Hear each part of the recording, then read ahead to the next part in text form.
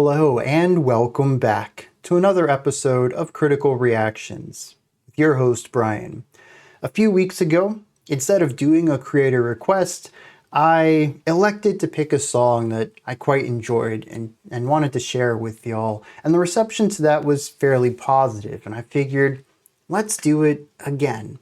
Now technically this also falls under new music though. This album was released last week and someone shared it in the Discord server, and I listened to it and I'm gonna be honest, I didn't quite know what to think of it, and I still don't know what to think of it.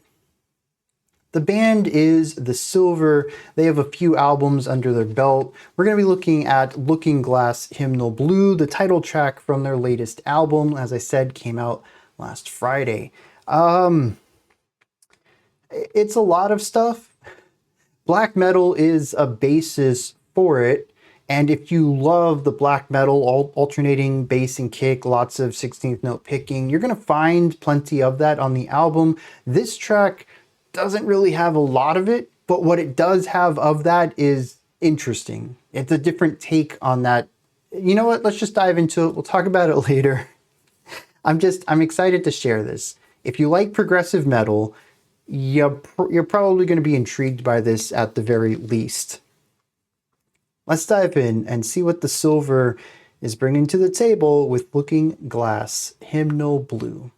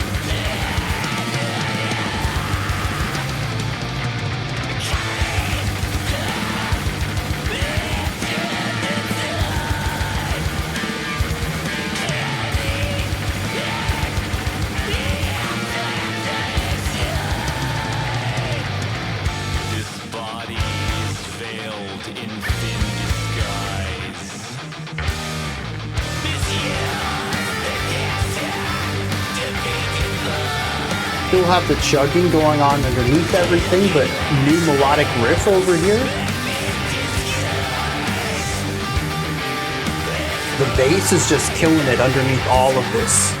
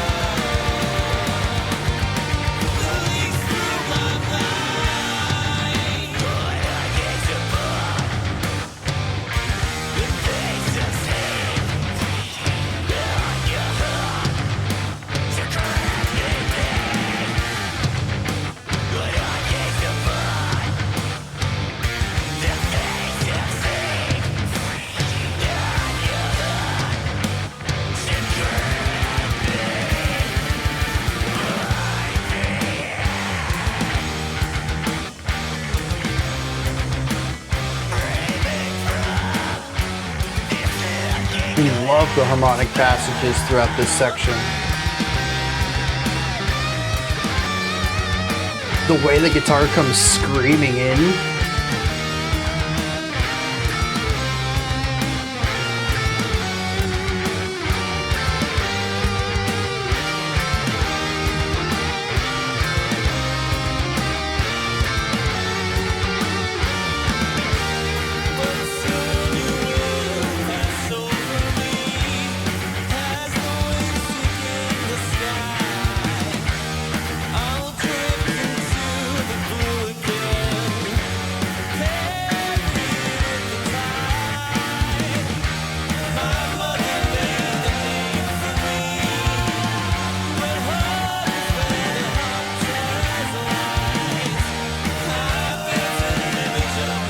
Background vocals, dude.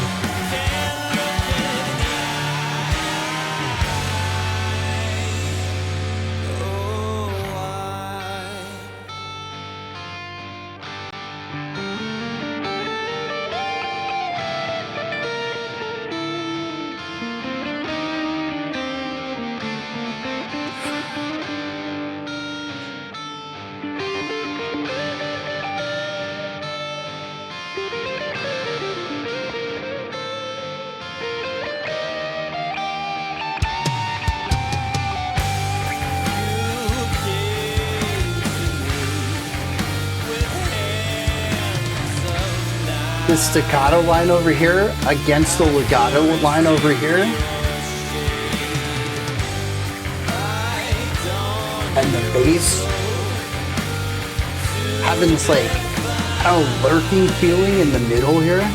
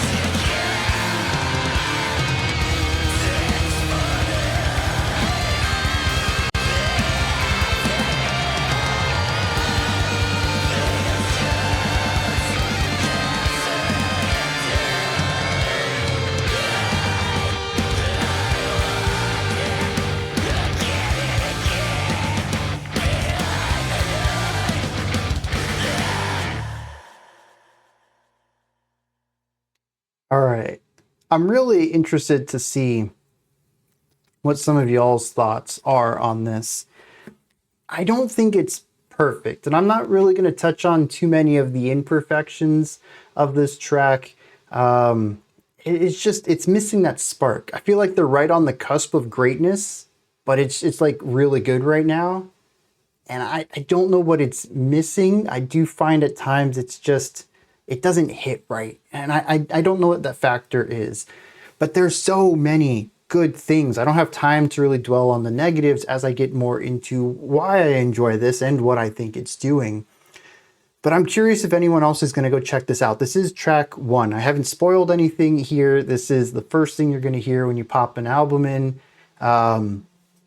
If you enjoyed any element of it, there is more of that on this album elsewhere.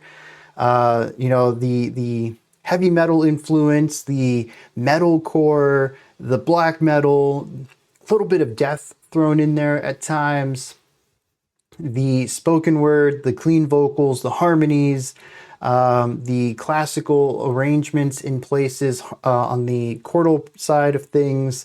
All of this is present throughout the entire album in, all sorts of different combinations and forms. No song is really anything like another. It is incredibly theatric too. So if any of this stuff spoke to you, I highly recommend giving the album a spin. It's not too long. I think it's like 50 minutes maybe. 48. Yeah. And this is only the second time I've heard this song. I've only listened to the album once. And like I said, it sticks with me. I don't know why. It's not perfect, but it's just so eclectic. I've never really heard anything like this before. And it does touch on a lot of stuff I love. Let's dive into this. Melody. Melody. Melody and metal. Yes, I am all for this. And when I say melody, I mean, there is melodic black metal, there's melodic riffage in death metal and doom, but that's it. It's always a riff. It's a short contained loop that is more melodic than just sick, just gnarly, just, a really good riff. There's some melodic qualities to it, but it is still a looped idea over and over. And so much of this track kind of focuses on, if it is a loop, it's going to be more than a bar long. We're going to look at, 4-bar phrases. So it does have directionality. It does have a way to move and evolve over the course of the riff itself. And the melody actually feels more defined than a moment, a couple of seconds of something cool. But there's also so many linear melodies throughout this as well. There's 2 solos entirely. There's vocal parts. The entire song is linear. We have callbacks throughout the track, evolving ideas, but generally speaking, the song starts in point A and proceeds to point B, and it's a fairly smooth movement across all of that. This idea of directionality and evolution is something that I am a huge fan of, that I just don't get a lot of in metal. It doesn't seem to be a core component to metal, even in the progressive realms. I mean, you look at some of your biggest progressive metal bands, and they still are, you might have linearity in your song where you have your A section, then your B, then your C, then your D, but each one is like a self-contained idea. And you're kind of lucky if they bleed into another, because progressive metal just loves to do stark changes with no smooth movement between them. And I'm not saying that there isn't any metal like this out there. I'm sure there is. I just don't get exposed to it. And when I do go looking for myself, I don't know where to look. I don't know how to find metal that's up my alley. And honestly, while it's kind of hit and miss, y'all really are my best guides through metal. You always have been the past 6 years of this. Yeah, this is the best place I have found to ever dive into metal. But this right here is just so particularly my tastes in melody and riff writing that it's just, dude, it's so good. I don't get this too often. And I think that's one of the reasons I'm really sinking my teeth into this, is because it's kind of a rarity for me to find stuff like this. I think it is a bit on the fringe. It's not as mainstream of a composition technique. And I really enjoy finding stuff like this. And the whole song feels like it's leading me through itself. Every part connects to the next. There is some sort of foreshadowing, even if it's a rhythmic device or a melodic device or a harmonic device, something to help me prepare for the next segment and to move through the transition into it and have that feel definitively connected to what preceded it. Not only is the fluidity of all of this gold, though, the melodies themselves are infectious. I love the lines the vocals sing. I love the way the guitar solo evolves and grows through its melodic writing. I love towards the end as the vocals began soaring, hitting some notes that we hadn't heard before. The vocals, well, I'll get on that in a second, but it just feels like a natural movement into those places. And when those notes are hit, it just feels powerful. Just, to me, it's a masterclass in progressive metal writing. Now, the vocals are certainly one thing that I'm drawn to. There's a lot in here. There's contrast. There is this goblin-y black metal thing that we get introduced to at the beginning of the track. And honestly, if I remember correctly, the first song I heard from this was track 2. It was 2 Candles. And I'm pretty sure the first thing I heard on that track also was these goblin vocals with a lot of blast beats beneath them. And I was like, oh, dang. Not really my jam. So I started scrubbing through the track, though, and that's when I realized that there's a lot going on here, but I also heard clean vocals. And I was like, okay, this is kind of neat. Let me start the album from the beginning. And that was my journey through this track, was almost passing on it, but then finding a diamond in the rough.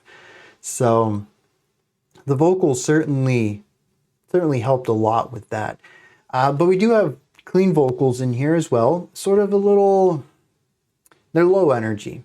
The first time we hear sung vocals, it's kind of grungy. It's kind of like whatever, singing like this, a little bit of slurring between syllables, no belting, no projection. It's just very close to the chest, comfortable range. But somewhere in there, we also have spoken word, and that will pop up multiple times on this album. It's never in great number. I think if you're not a fan of spoken word, it's not going to be a deal breaker for you, but it is there. Usually just like this, it's a few words, just kind of setting a scene, creating some sort of transition point. A lot of the times when there are spoken word on the album, it's to indicate we're moving towards something else.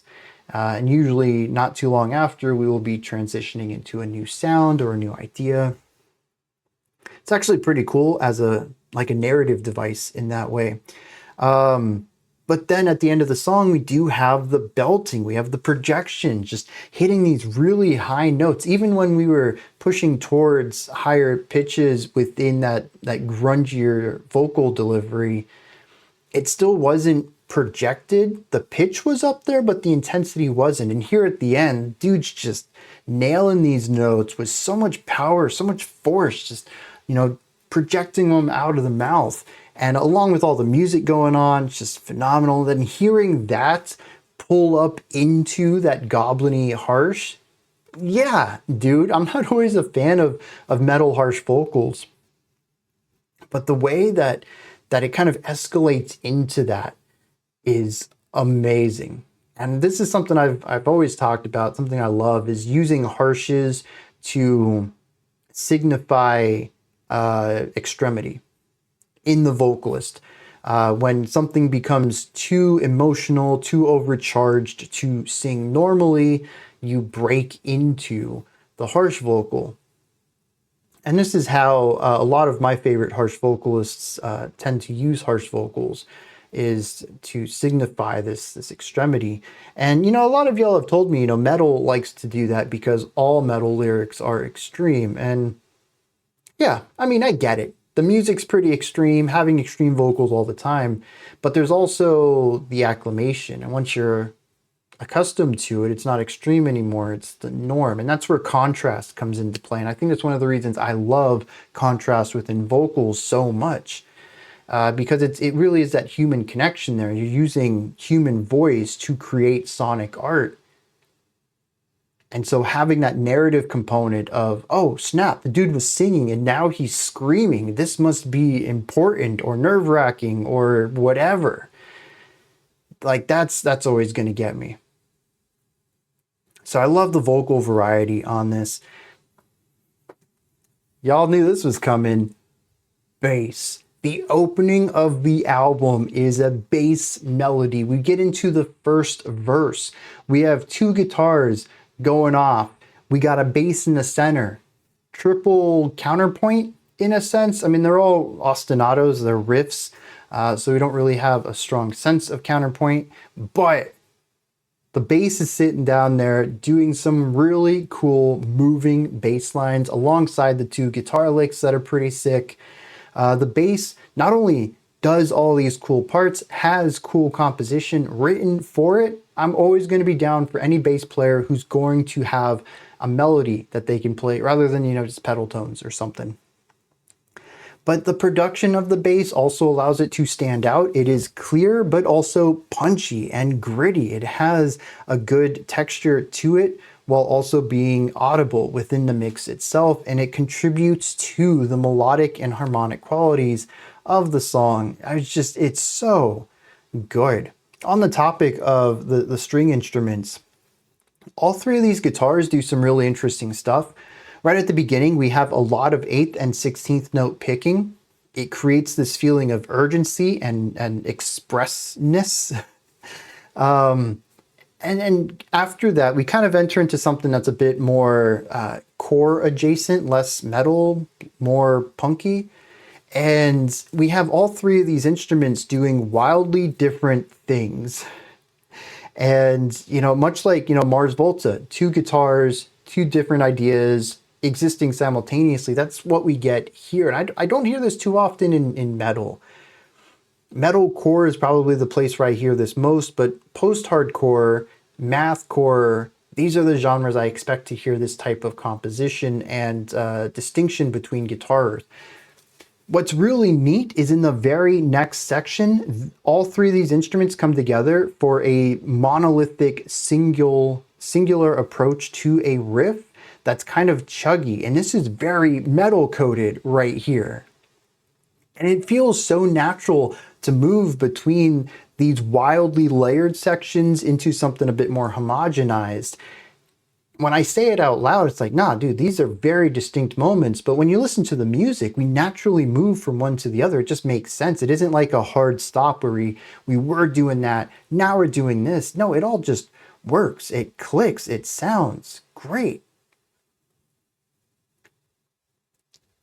And I love all of the diversity with these three instruments. There is a part where the bass stops playing melodic things and it's just two notes. Da-dun, da-dun, da-dun. It's a little like a leading note into the punch. Da-dun. It's the anticipation into the drop over and over and over. And the two guitars, they're doing their own thing. This little thing's over here like staccato stuff and dun, dun, dun, dun, dun. I don't know what it was doing, but it was short notes. This one's holding out chords, big sound over here. And then this bass is just sort of lurking and it's giving you this very heavy hit with an anticipation going into it.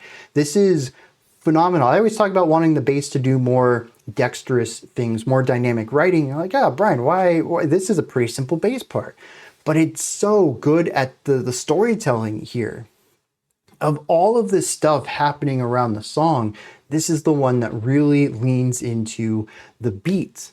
Okay, like a pedal tone, what's any different here? It's the anticipation. It's how this feeds into the narrative of the song.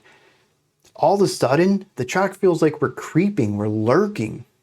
There is an anticipation happening on every single step. It isn't just heavy downbeats. It's this leaning into the beat as we learn to move into it. And it's so good at that moment. I honestly can't explain beyond that why this works and like pedal tones don't, other than just the description. It's good storytelling.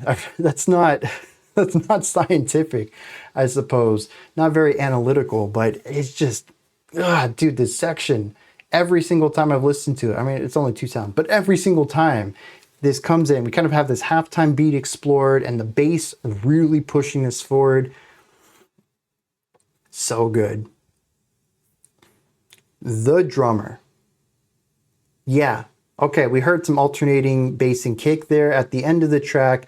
We heard pure 16th notes at the beginning of the track. Very melodic pure 16th notes at the beginning of the track, though.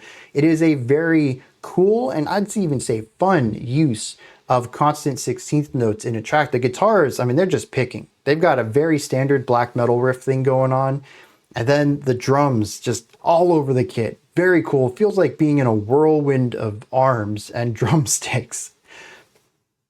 But they also have melodic punky ideas, very syncopated and bouncy, very energetic and driven.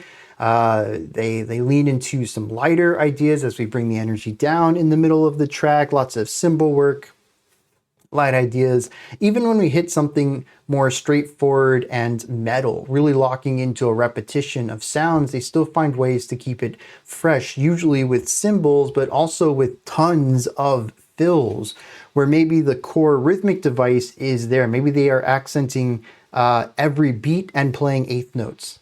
So you have bop, bop, bop, bop, bop. That core pulse could just be done with eighth notes on the bass kick and then a snare on every beat. But they choose to do this accent differently with more melodic ideas, incorporating the toms and the cymbals. And instead of just being a bar that you can keep repeating, it is dynamically changing.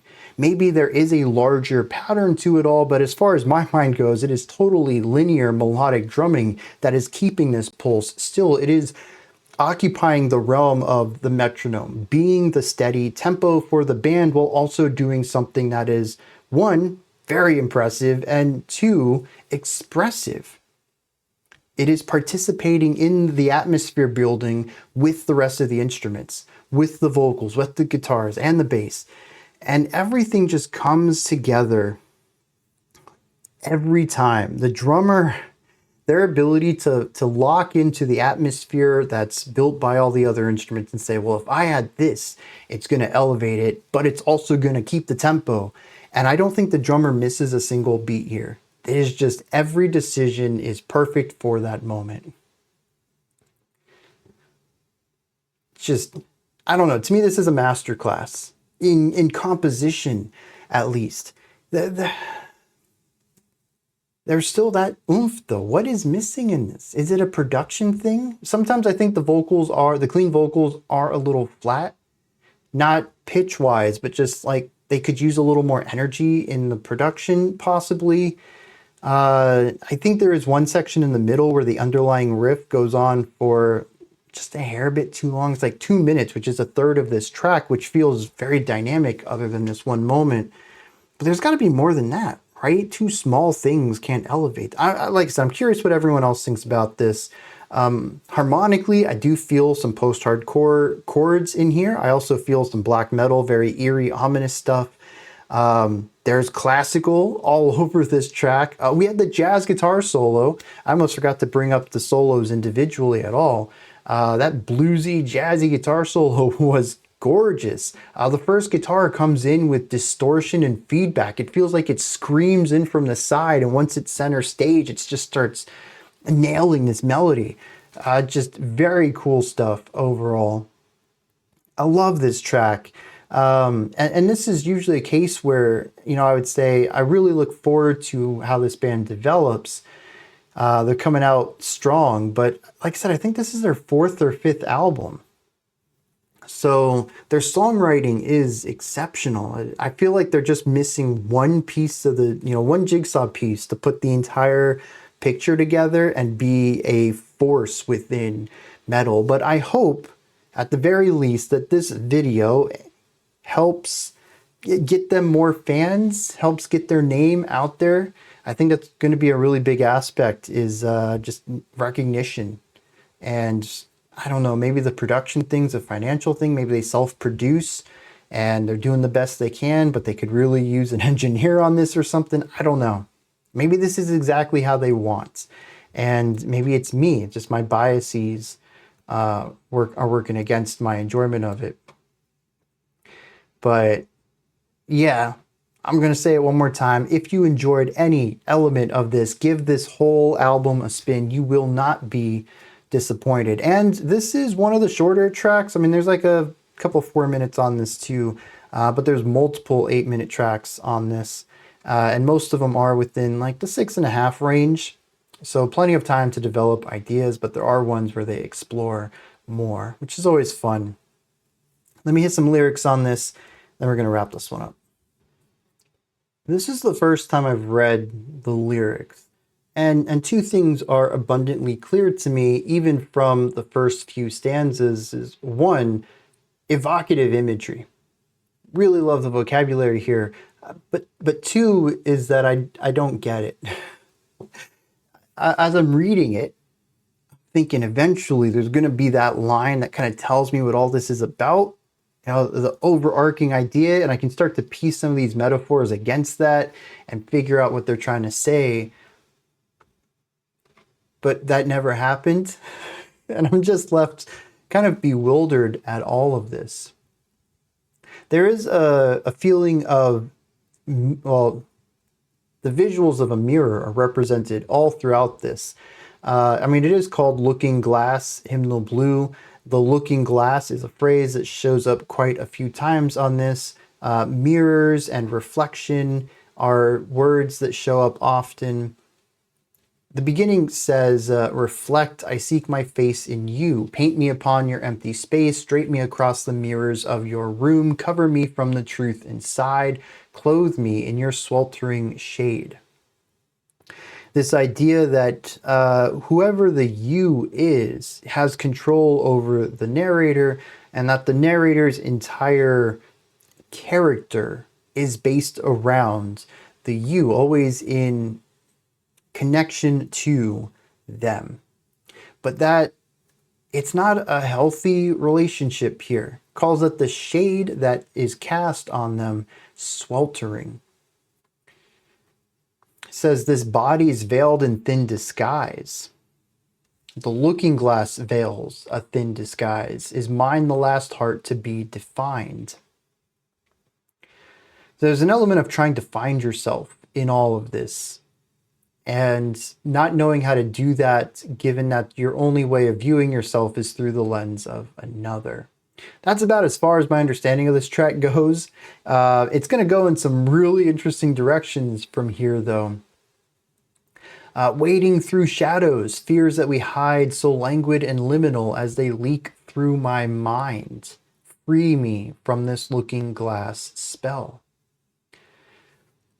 It says, but soon you'll pass over me. As the wind seeking the sky, I'll drift into the blue again, carried with the tide. My mother made a name for me, but home is where the heart tells lies. I built an image of my worth, but I can't look it in the eye. There's a lot to unpack here. Lots of metaphor going on. Fortunately, I'm ill-equipped to do that. But I do like all of the imagery of it. And that line, I built an image of my worth but can't look it in the eye, is incredibly evocative. Because eye contact, usually, I say that right as I look away from the camera. Eye contact is usually built around some sort of self-image. If you have a lot of confidence in yourself, those people tend to have easier times of making eye contact with people. Whereas those who are a little less sure of who they are, have a lesser view of themselves, those are the people who typically have a harder time maintaining eye contact with someone. So if you put all of your self-worth into something else and you can't make eye contact with that, that could mean a couple of different things. It's really interesting. And I really need context clues to understand what's being said here. But the idea of injecting all of your self-worth into something else and then not being able to look at that. And here's the other thing too, is that is a reflection. That image that's made here is only here because of what the narrator has done. That thing only has worth because of what the narrator put into it. Everything about this image is a reflection of the narrator, just as the narrator views themselves as a reflection of this other. There's layers here. I don't know what it means, but there's layers. Someone help me out with this. Anyone real good with poetry? Let me know. Hit me up in the lyrics. By the end, though, there seems to be something tragic happening. Many of these stanzas are 1 or 2 lines long. I'm going to assume that there's something said and then some musical interjection and then some words and some musical interjection. I don't know how much I should read them as a unified concept, but it talks about silken twilight being crushed by the hands of night. And that despite searching through all of the lies of lives unlived, all that's left is fatal strokes of cerulean doom, which makes me think of water, maybe sinking in water. It says, I wander again and again behind the light, never in it, still in the shade. Once again, we heard earlier that the shade is sweltering. It doesn't provide relief from heat at all. Here, though, finds himself in the shade once again. Or as it states, I wander again and again. Maybe this is cyclical. They can never leave it. As much as they try, they always wind up back behind the light. There's a lot of cool ideas in here. I don't get them all, but I can appreciate what they're doing and can understand that there's something greater here. Again, I lack the tools to decipher it.